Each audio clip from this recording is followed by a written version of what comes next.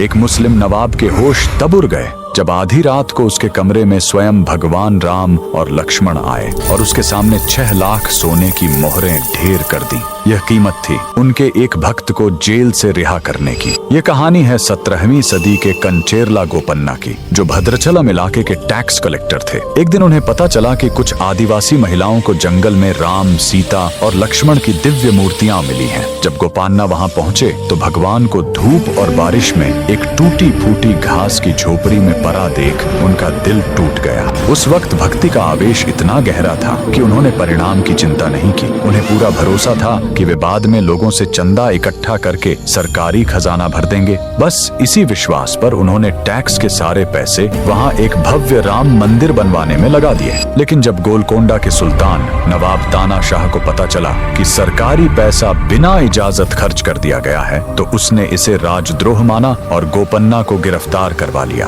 गोपन्ना को हैदराबाद के गोलकोंडा किले के एक अंधेरे कैद खाने में डाल दिया गया, जिसे आज रामदास बंदी खाना कहते हैं। 12 साल तक उन्हें वहां यातनाएं दी गई, लेकिन गोपा ने हार नहीं मानी। उन्होंने उन 12 सालों में जेल के नुकीले पत्थरों से ही दीवारों को घिस घिस कर भगवान राम, सीता और हनुमान जी के चित्र उकेरे, जो आज भी उस जेल की दीवारों पर साफ दिखाई देते हैं। फिर एक रात चमत्कार हुआ। नवाब तानाशाह गहरी नींद में थे, तभी उनके सपने में 2 तेजस्वी अंगरक्षक प्रकट हुए। उन्होंने अपना नाम रामू जी और लक्ष्मू जी बताया और नवाब को 6 लाख सोने की मोहरें थमा दी। नवाब को लगा यह सिर्फ एक सपना है, लेकिन जब सुबह उनकी आंख खुली तो उनके रोंगटे खड़े हो गए। सपने में दी गई 6 लाख सोने की मोहरें सच में उनके बिस्तर के पास पड़ी थीं। नवाब समझ गया कि वे साधारण सिपाही नहीं, स्वयं श्री राम और लक्ष्मण थे। वह रोते हुए जेल गया, गोपन्ना के चरण पकड़कर माफी मांगी और उन्हें सम्मान के साथ रिहा कर दिया। उसी दिन से गोपन्ना रामदासु कहलाए। यह पवित्र स्थान तेलंगाना का भद्राचलम राम मंदिर है, जिसे आज दक्षिण की अयोध्या कहा जाता है।